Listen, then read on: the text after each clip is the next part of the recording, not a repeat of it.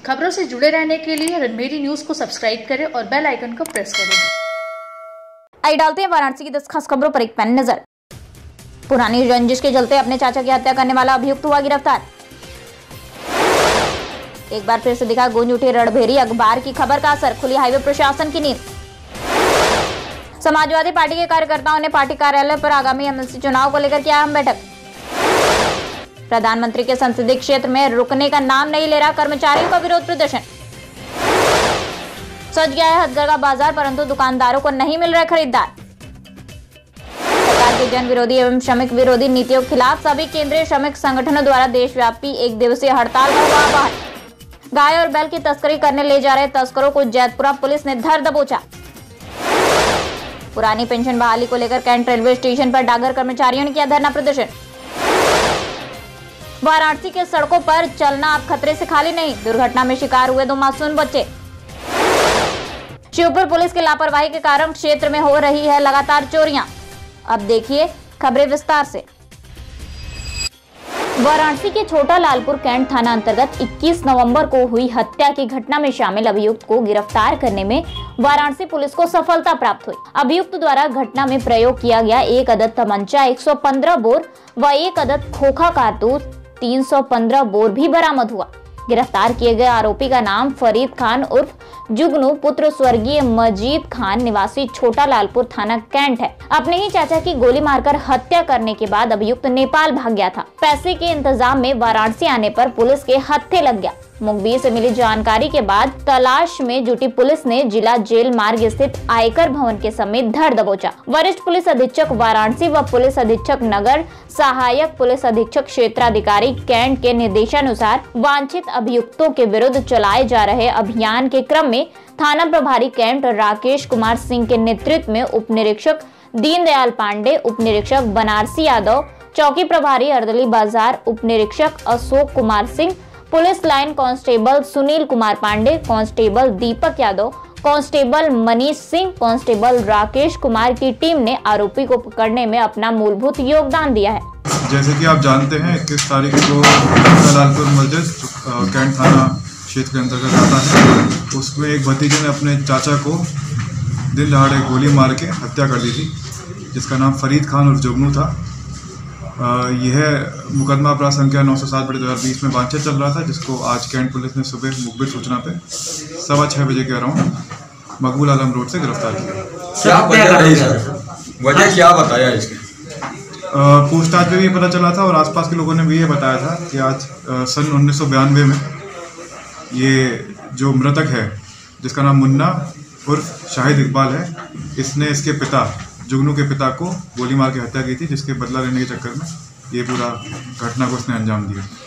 क्या लगता है सर, और भी इसके साथी थे हत्या के वक्त या और गिरफ्तारी भी हुई?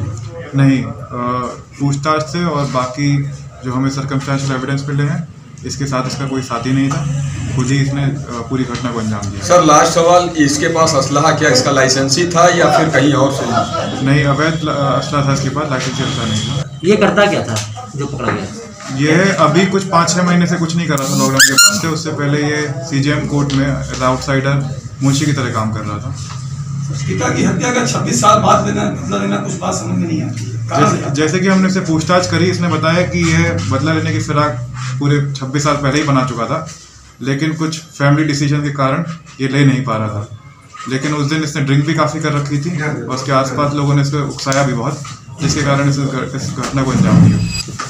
एक बार फिर से वाराणसी के सायंकालीन दैनिक अखबार गूंज उठी रणबेरी के खबर का असर दिखाई दिया, जिसके बाद हाईवे प्रशासन की नींद खुली। जहां राजा तालाब हाईवे के किनारे खुले नाले को स्लैब से ढका गया, जिससे स्थानीय नागरिकों को राहत मिली। दरअसल विगत 24 नवंबर को तो क्या अधूरे विकास कार्यों का लोकार्पण करेंगे पीएम वाले शीर्षक से प्रमुखता से प्रकाशित हुए खबर के बाद हाईवे प्रशासन की नींद खुली। बता दें कि राजा तालाब हाईवे पर 6 लेन करने के बाद सड़क के किनारे बने नाले को खुला छोड़ दिया गया था। और सर्विस लेन के किनारे गड्ढा होने से मुसाफिरों को भारी मुसीबतों का सामना करना पड़ता था। कभी कभी तो राहगीर घायल भी हो जाया करते थे। ग्रामीणों द्वारा कई बार इस समस्या को हाईवे प्रशासन से रूबरू भी कराया गया है, लेकिन उन पर इसका कोई असर नहीं होता था। ग्रामीणों की आवाज बन रणभेरी अखबार ने प्रमुखता से उक्त समस्याओं को खबरों के माध्यम से प्रकाशित किया, जिससे हाईवे प्रशासन की नींद उड़ी और जल्द से जल्द इन समस्याओं को ठीक करने में लग गए। हालांकि अभी नाले की सफाई और कचरे को नाली से हटाया गया है, परंतु बारिश होने पर कचरा पुनः स्लैब में जा सकता है। इसके बचाव के लिए स्लैब को जल्द से जल्द ढकने का प्रबंध करना चाहिए। स्थानीय ग्राम वासियों ने रणभेरी के इस कार्य पर अपना विशेष आभार भी व्यक्त किया है। वाराणसी में समाजवादी पार्टी के कार्यकर्ताओं द्वारा पार्टी के कार्यालय पर आगामी एमएलसी चुनाव को लेकर अहम बैठक किया गया, जिसमें प्रदेश अध्यक्ष अरविंद गिरीश सपा कार्यकर्ताओं के बीच पहुंचे और कार्यकर्ताओं के बीच आगामी एमएलसी चुनाव की तैयारियों के लिए समीक्षा बैठक किया और चुनाव लड़ने की रणनीतियां बनाई। इस दौरान उन्होंने विपक्षी पार्टियों पर जमकर हल्ला बोल किया और कहा जो पार्टी है वह लोकतंत्र का हनन कर रही है, लोकतंत्र का गलत इस्तेमाल हो रहा है। उन्होंने बिहार चुनाव पर भी चर्चा करते हुए कहा कि जिस तरह से लोकतंत्र की धज्जियां उड़ाते हुए बिहार चुनाव में मुख्यमंत्री का चयन किया गया है वह सोचनीय है। साथ ही उन्होंने कहा कि हम आगामी एमएलसी चुनाव में जनता के हित के लिए और जनता के हित को देखते हुए चुनाव लड़ रहे हैं और जनता के हित के लिए कार्य भी करेंगे। वाराणसी प्रधानमंत्री नरेंद्र मोदी के संसदीय क्षेत्र में एक के बाद एक कर्मचारियों द्वारा किए जा रहे धरना प्रदर्शन रुकने का नाम नहीं ले रहे हैं। जी हां, लॉकडाउन के बाद लगातार वाराणसी में अलग अलग क्षेत्रों के कर्मचारियों द्वारा अपनी मांगों को लेकर धरना प्रदर्शन जारी है। वहीं आज विश्वेश्वरगंज स्थित डाकघर के कर्मचारियों ने अपने मूलभूत समस्याओं को लेकर धरना प्रदर्शन करने लगे और एक दिन के लिए काम ठप्प कर हड़ताल करने पर विवश हो गए। डाकघर के कर्मचारियों की मांग है कि उनकी पुरानी पेंशन व्यवस्था जैसे पहले मिलती थी उसी को फिर से बहाल किया जाए और अधिकारियों व सरकार द्वारा कर्मचारियों पर किए जा रहे शोषण को बंद किया जाए, अन्यथा विवश होकर कर्मचारी बड़ा जन आंदोलन करने के लिए बाध्य हो जाएंगे। सच गया हथकरघा बाजार पर नहीं मिले खरीदार। वाराणसी चौकाघाट स्थित सांस्कृतिक संकुल के अर्बन हॉट परिसर में विगत 17 नवंबर को 13 दिवसीय स्पेशल हैंडलूम एक्सपो की शुरुआत हुई थी। इसका आयोजन विकास आयुक्त हथकरघा वस्त्र मंत्रालय भारत सरकार नई दिल्ली के तत्वावधान में किया गया था। इसके समापन की अंतिम तिथि 30 नवंबर है। वहीं इस स्पेशल हैंडलूम एक्सपो में 31 स्टॉल लगे हैं। यदि इन लगे 31 स्टॉल की बात की जाए तो इनमें प्रदेश सहित देश के दूसरे प्रदेशों से आए हथकरघा उत्पादकों व व्यापारियों ने भी अपने स्टॉल लगाए हैं। इन स्टॉलों पर हाथ से बने साड़ी, रजाई, गद्दे, चादरें, खादी के कपड़े, लकड़ी से बने सामान, दरी, मिट्टी की बनी वस्तुएं एवं आयुर्वेद एवं एलोपैथ में इस्तेमाल किए जाने वाले लकड़ी के स्पंज, थेरेपी में इस्तेमाल किए जाने वाले ब्लड इंक्रीजिंग टूल व माइग्रेन संबंधी हल्के वस्तु एवं उपकरण भी इस बाजार में उपलब्ध हैं। इसके अलावा मिट्टी के बने बर्तन, फर्नीचर, खादी से बने कपड़े आदि भी उपलब्ध हैं। इतनी सारी वस्तुएं उपलब्ध होने के बाद भी खरीदार इस हथकरघा मेले से नदारद हैं एवं दुकानदारों को ग्राहकों का इंतजार करना पड़ रहा है। वहीं इस हैंडलूम मेले में स्टॉल लगाए उत्पादकों व व्यापारियों का कहना है कि इस कोरोना काल ने उनके व्यवसाय पर काफी असर डाला है, जिसके कारण उनके आगे रोजी रोटी का संकट भी खड़ा है। सरकार की जन विरोधी एवं श्रमिक विरोधी नीतियों के खिलाफ सभी केंद्रीय श्रमिक संगठनों एवं स्वतंत्र फेडरेशन द्वारा 26 नवंबर को देशव्यापी एक दिवसीय हड़ताल का आह्वान किया गया। इस संबंध में AIBEA के निर्देशानुसार आज आहूत की गई एक दिवसीय राष्ट्रव्यापी बैंक हड़ताल वाराणसी में पूर्ण सफल रहा। AIBEA द्वारा लिए गए निर्णय के अनुपालन में UP bank employees union Varanasi इकाई के बैनर तले सभी साथियों द्वारा पंजाब नेशनल बैंक के मंडल कार्यालय, इंडियन बैंक के अचल कार्यालय, बैंक ऑफ इंडिया और Canara bank, union bank, UCO bank के अचल कार्यालय व अन्य राष्ट्रीयकृत बैंकों की समस्त शाखा में पूर्ण तालाबंदी के उपरांत नदेसर स्थित इलाहाबाद बैंक के अचल कार्यालय पर प्रातः 11 बजे कोरोना के नियमों का पालन करते हुए विशाल सभा का आयोजन किया गया, जिसमें सभा को संबोधित करते हुए RB चौबे ने कहा कि सरकार की हठधर्मिता के कारण अकेले वाराणसी में राष्ट्रीय बैंकों की लगभग 300 शाखाओं में 1500 कर्मचारी हड़ताल पर रहे व तालाबंदी के कारण लगभग 400 करोड़ रुपए का नुकसान हुआ। जैतपुरा थाना पुलिस को संपूर्ण सफलता हाथ लगी। दरअसल उप निरीक्षक विनय तिवारी हमरा हेड कांस्टेबल राजेश सिंह के साथ क्षेत्र में गश्त कर रहे थे, तभी मुखबिर के जरिए सूचना मिली कि 2 पिकअप में कुछ लोग गाय व बैल को निर्दयता पूर्वक भरकर वध करने के लिए कैंट स्टेशन की ओर से गोलगड्डा की ओर ले जा रहे हैं। इस सूचना पर उप निरीक्षक विनय तिवारी मैं हमराही के साथ नक्खी घाट की ओर बढ़ते हुए अतुल कुमार त्रिपाठी एवं फैंटम 26 को फोन के माध्यम से जानकारी दी और बताया कि 2 पिकअप गाड़ी में गाय और बैल के साथ कैंट से गोलगड्डा की ओर जा रही है। कुछ समय बाद पुलिस को दोनों गाड़ियां दिखी। पुलिस को देखते ही दोनों वाहनों के ड्राइवर व खलासी गाड़ी छोड़ भागने लगे। इसके बाद पुलिस द्वारा घर घर भाग रहे अभियुक्तों को धर दबोचा। पूछताछ के बाद पता चला कि एक अभियुक्त इजराकिल पुत्र हमीद और दूसरा अभियुक्त सुनील पुत्र सोहन, तीसरा राम खिलावन पुत्र किच्छु बताया जा रहा है। इनके पास से 2 पिकअप गाड़ियां समेत 15 गाय व बैल जिंदा बरामद किए गए।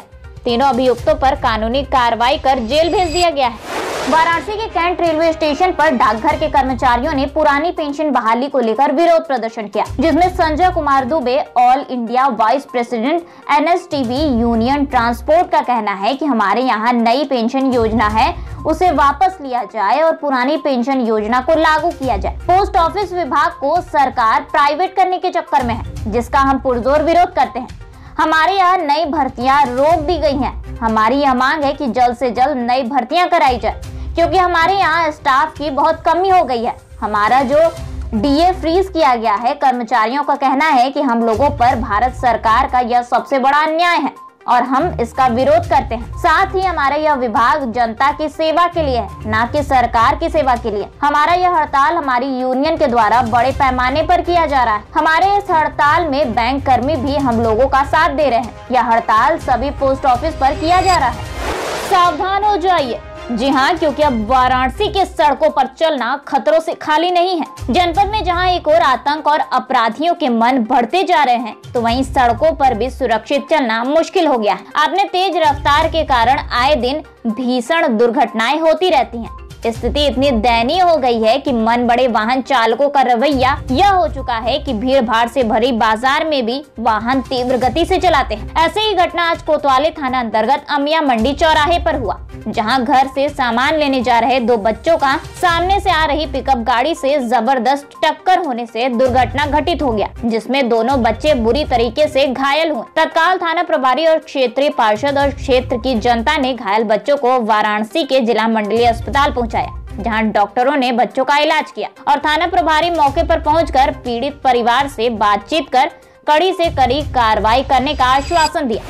शिवपुर थाना क्षेत्र चांदमारी चौक के अंतर्गत आने वाले गांव लोढ़ान में बीती रात चोरों ने 3 मकानों के ताले तोड़कर हजारों रुपए नगद समेत लाखों रुपए के आभूषण ले उड़े। वहीं ओम उपाध्याय के मकान को चोरों ने निशाने बनाते हुए पीछे से छत पर जाकर सीढ़ी के रास्ते अंदर घुस 5000 नगद व 50,000 के आभूषण ले उड़े। ऐसे ही उसी गांव के निवासी मुन्ना हरिजन व राकेश कुमार हरिजन के घर पर भी सोने चांदी के आभूषण समेत घर में रखे लैपटॉप, अटैची व महंगे सामानों को उड़ा ले गए। मामले की जानकारी स्थानीय पुलिस को दी जा चुकी है और शिवपुर थाने में मुकदमा भी दर्ज कर लिया गया है। हम आपको बता दें कि शिवपुर थाने में इस तरह की घटनाएं अब दिनों दिन बढ़ती जा रही हैं। वहीं शिवपुर पुलिस इस पर अपनी चुप्पी साधी हुए है।